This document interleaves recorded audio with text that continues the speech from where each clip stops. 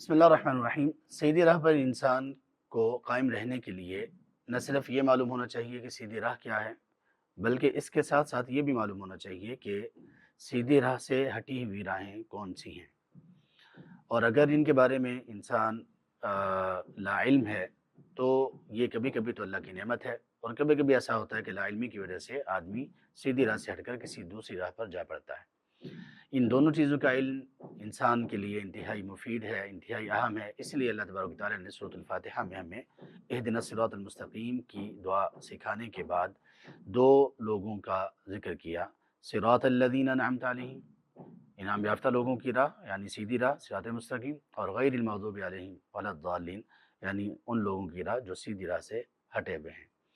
ان لوگوں کی راہ جب ہمارے سامنے ہوگی جو حق سے ہٹے ہوئے ہیں تو ہم ان لوگوں کی راہ نہیں چلیں گے، اور سیدھی راہ والوں کی ہوگی تو ہم اس پر